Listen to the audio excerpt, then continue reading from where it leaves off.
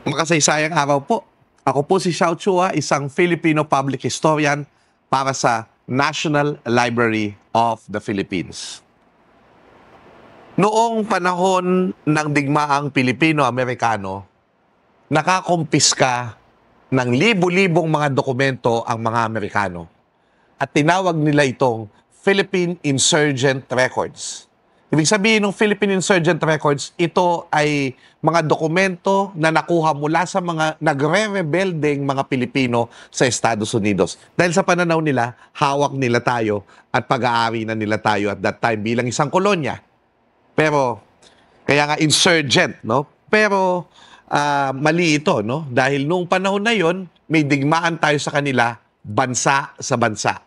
Ang Estados Unidos at ang Republika ng Pilipinas.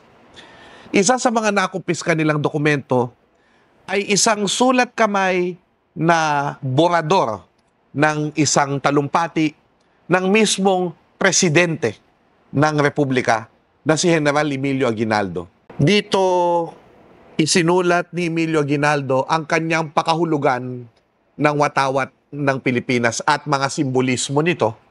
At ilan sa mga nilinaw niya ay ano ba talaga ang kahulugan ng tatlong bituin sa ating watawat?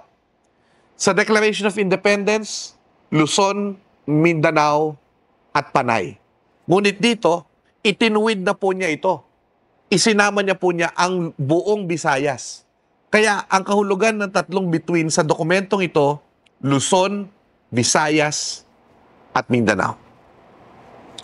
At ano ang kahulugan ng araw? May mga nagsasabi na dapat daw magdagdag ng sinag ng araw dahil may mga mas nauna pa sa 8 lalawigan na nag-alsa laban sa mga Espanyol. O dapat nating linawin ito na ang 8 sinag sa ating watawat ay tumutukoy lamang sa 8 lalawigan na dineklarahan ng martial law ni Ramon Blanco nung magsimula ang himagsikan Agosto 1896.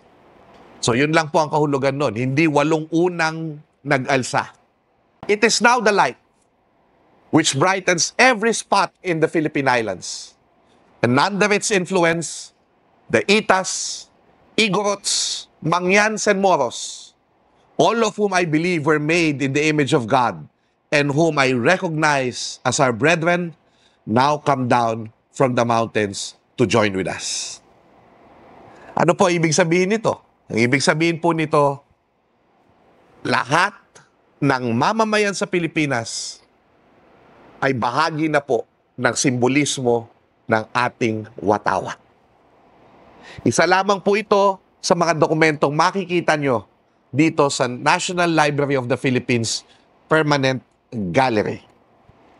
Halina po kayo. Inaantay na po kayo ng ating pambansang aklatan. Maraming salamat po.